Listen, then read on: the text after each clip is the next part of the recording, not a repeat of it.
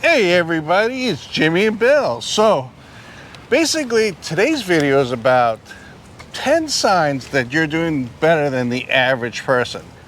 So we run into a lot of people that want to buy houses and like, well, I can't afford a house, it's rough out there, but I said, why aren't you doing good? And a lot of people are saying because of this, and this. So what we decided to do, and I did some research, found a really interesting article. Yeah, that was an interesting article for sure. Yeah, 10 signs that you're doing better.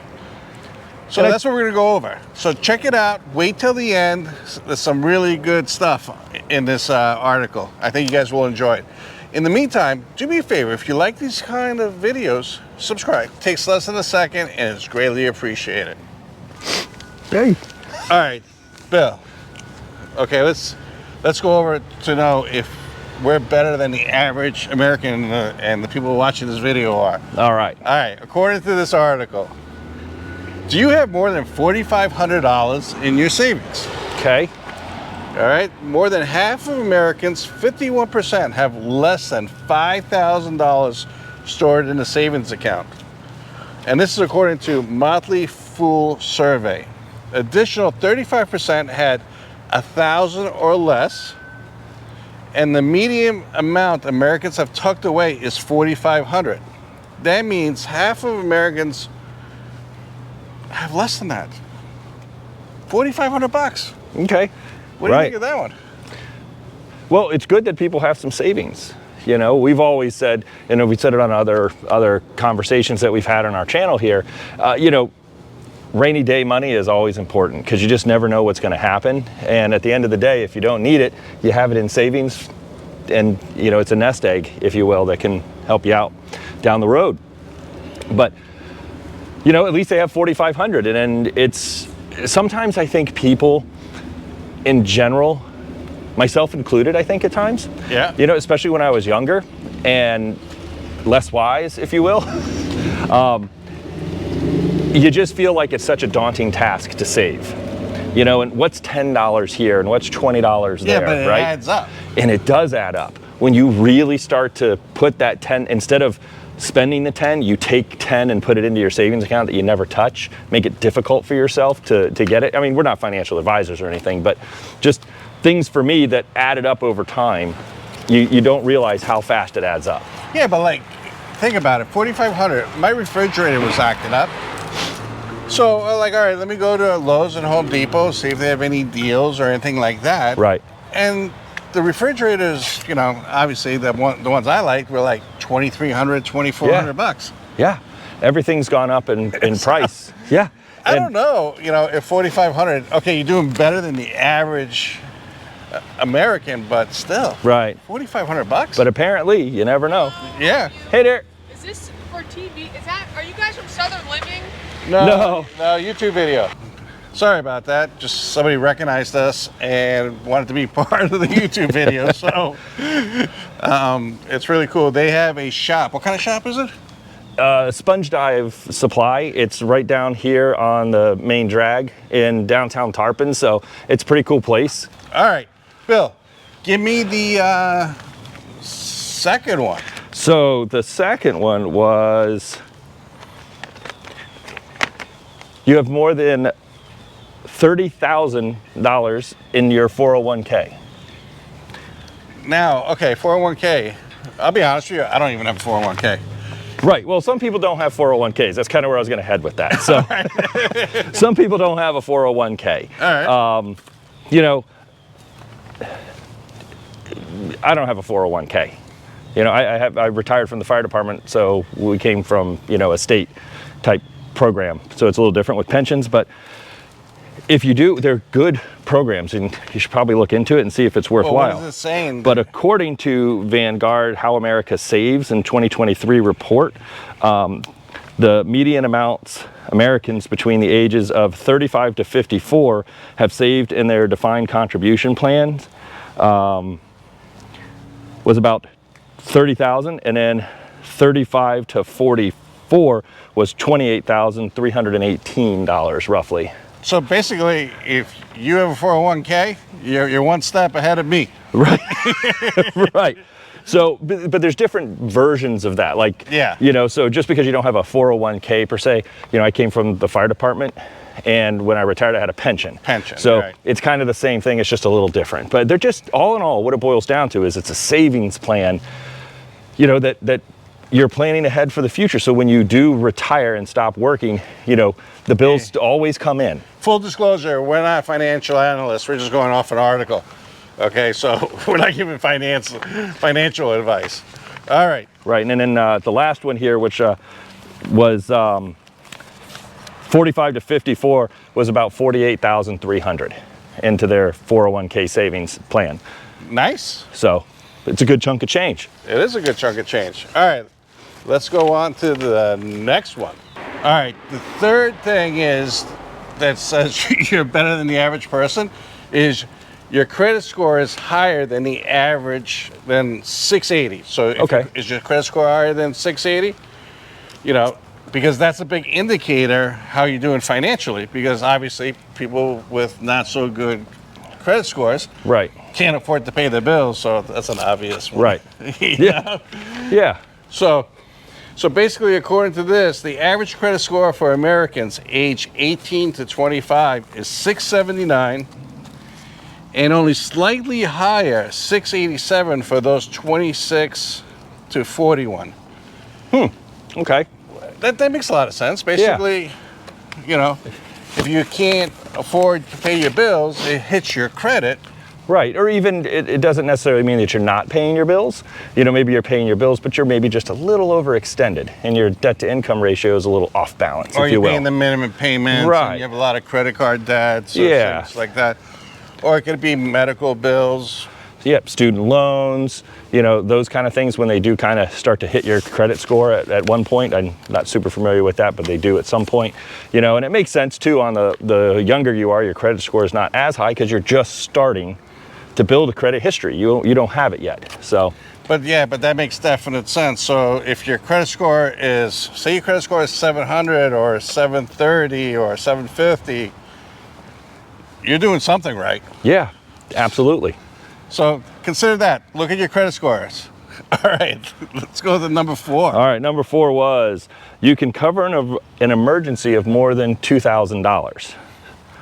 So basically in the article it addressed, you know, if you can save extra money every month, that's great, but if it only comes out because you have an emergency, like we'll take the refrigerator example, to only pull it back out, it can feel somewhat daunting that you never feel like you get ahead. And that was kind of the direction this article was heading, and not to let it discourage you, you know, and maybe look into some discretionary spending. But overall, if you can, you know, if you can cover a $2,000 emergency, then you're ahead of the pack, if you will. Yeah, I mean, those $2,000 emergencies come up all the time. They seem to come up all the time. You know, my HVAC broke, and that was couldn't be fixed. That was an actual $7,000 emergency. Right, that's a big one. That could be expensive for sure. So yeah, that's a good one. So consider that one. Here's one, Bill. So for number 6, according to this article, you have less than $6,500 in credit card debt. The average American holds $7,279 in credit card debt. That's crazy. According to Lending Tree, the situation appears to growing worse. If you have less than $6,500 in credit card debt, your load is better than most. So basically, credit card debt surpassed over $1 trillion. Right, and with the state of the economy right now, it seems to be, from several other articles that we've read, you know, that's on the rise because people are having to. I read an article about the banks. Their reports that savings accounts are starting to drop and dwindle a little bit. Credit card debt is starting to climb, you know, because of, you know, the economy and the inflation and everything else that's going on right now. So basically, you know, you guys might be saying, hey, you guys are a real estate channel. You guys talk about real estate a lot. You know, some people don't think they could qualify for a house, but that's why we're going over this list. Maybe they're better off, you know, and not being so negative or hard on themselves. Right, and that's an easy slope to slide down sometimes, you know. not getting all the information because you don't have, well, making a decision because you don't have all the information, and people put out information about negative this, negative that, and maybe you are in a better position than you think you are, or you're right there where with a little guidance and you want to own a home, then that little extra guidance, or you set up a plan that allows you to get to that goal, in a couple months, a year, whatever the case is. Yeah, because this is my philosophy, then we'll continue with the list, but you could be a billionaire and millionaire, whatever. It really depends on how much money comes in and how much money goes out. Like if you're a billionaire but you're spending past your means, flying on jets and buying jets, you still feel broke, Or, you might be making $30,000 and you have very low output and you're like, and you're good. Yeah, you're good. So absolutely. I don't think in the big picture it really matters how much you make. I think what really matters is how much you spend. Right, input and output. Yeah, and credit card debt is so easy to go down that slope, Yeah. I did a thing, because I did a video on it. For 2 weeks, I used nothing but cash. Mm-hmm. And it was a trend going on. Yeah. Yep, I remember this. So whatever I did, and I ended up spending 40% less than I normally would with a credit card. It is so easy to swipe. You just don't realize it sometimes. But if you pull out your wallet or your purse, whatever, and you don't have the cash on hand, it takes that extra step. Not that I'm dieting or anything, but take the same principle. Make it something that's not money and easy. I try not to keep ice cream in the house because I love ice cream, and I'll eat it if it's easy. But if I got to drive to the store to get it, I probably don't want. I'm not going to drive to the store, so I probably eat 50% less ice cream now. Well, which is a good thing for me. Yeah, but you can apply it to anything. It's just making it something simple. Sometimes people hear money and it's daunting for them, and it's scary. But you can apply it to anything in your life. No, I was in Best Buy during that time, and I wanted to buy something. Across the street. And, it was like $300 or $320. Uh-huh. And I was like, all right, I got a Best Buy credit card. I could have whipped that thing out, bought it, and left. But I said, no, I'm doing this thing. And I'm like, all right. I had the cash on me at that time. So I was like, do I really want to use up that much cash? Right. So I ended up. It feels different. It feels different when you see that and it leaves. So try that, guys and girls. Go for a week, and whatever you do, just pay cash, and you'll see, at least in my experience, you'll see that you're going to be spending less money. All right, let's go on to number 7. All right, so the next one on the list was, keep money on your, keep tabs on your money. Oh, that's smart, yeah. But kind of goes back to what you're saying. If you're swiping, you're not necessarily paying attention, or you subscribe to something. In the article, it actually made a reference to, subscriptions that you don't necessarily use or remember you even had. Those $5 or $10 here. Oh yeah, and there, and I had a whole bunch of them too. Right. Yeah, and I've reviewed some of mine, smaller ones.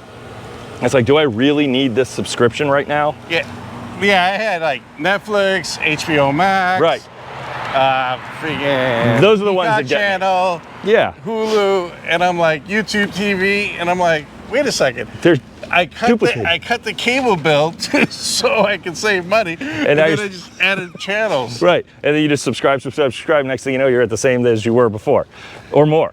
So that's what the article's addressing. Look at those little things and like, oh, how many times do I actually use it? Or, things changed. Like, because that was when we cut the cable cord, way back. That was a while back. I remember. Yeah. When we did that, and it was.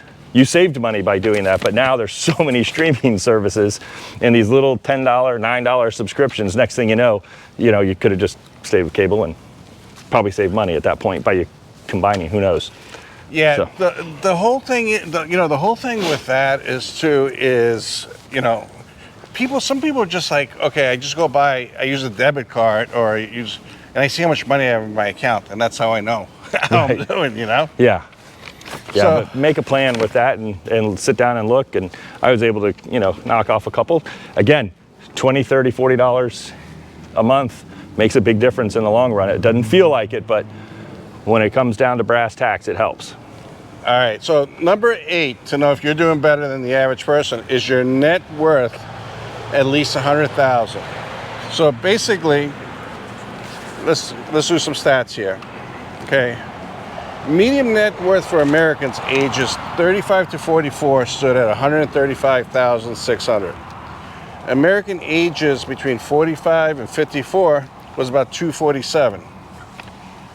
So how do you know what your net worth is? So basically, obviously, you guys could contact a financial guy and really figure it out. But the basics, from what I understand, not a finance guy, but how much equity you have in your house? Jewelry, cars, do you own the car outright? Any assets that you own, you take all that stuff and you look at the value, you add it up, and is it worth more than $100,000? Right, that's where people are saying, you see a lot of articles and stuff come out, kind of in the real estate realm of, at least lately, with people who own a home tend to be, their net worth is higher than someone who doesn't, because you're building the equity in the house. So as, yes, you're making payments. Yes, they may be the same as renting, but you're building equity over time. And little by little, you start to gain more and more money. All right, let's talk about that a little bit. Okay. Because some people are saying, okay, because they're going to comment and they're going to say, no, I'm losing money this year because where I am, the market's crashing. Okay.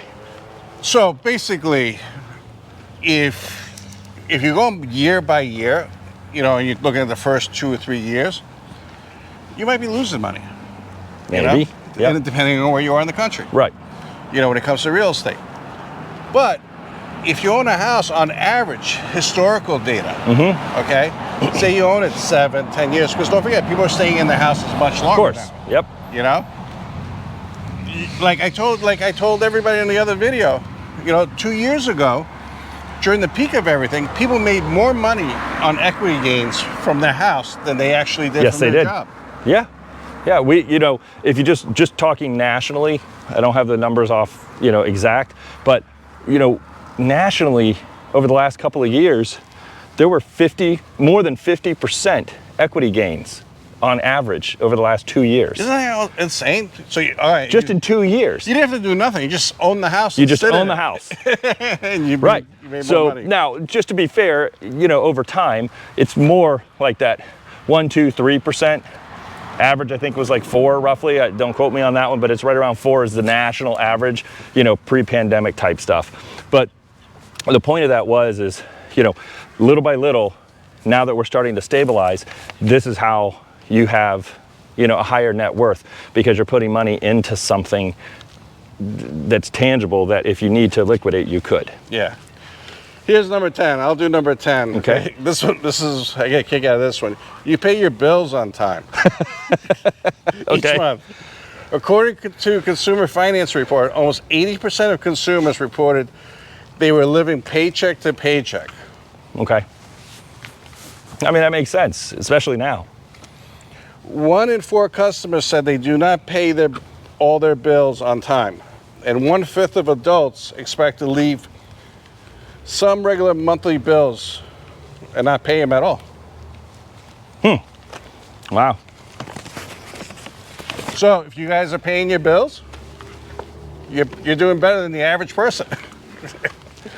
I know it's rough out there, and I know we get comments, but it's what we live in right now, Right. It's not easy. No, it's not. It's not easy for anybody, really. It's tough. We're all out working. We're all trying to make money. We're all trying to cut back and save, and then, then the next thing creeps up. It's just, my thing with this whole article, and I think yours is too, is just mindset, and, just try to chip away at things little by little and don't give up. That's really the thing, and just, be positive and try to look at positives of things and work hard. And this will pass. This is going to pass, just like it has before. This too will pass. Yeah, I mean, I'm going to post the original article below. It was a good article. Yeah, it was a good article. So, hey, a lot of you might be doing better than you thought, according to, the average person out there. Anyways, that's today's video. Greatly appreciate it as always. Do me a favor, consider subscribing. Really helps out the channel. Thank you, and we'll catch you on the next one. See you on the next one. Thanks for watching.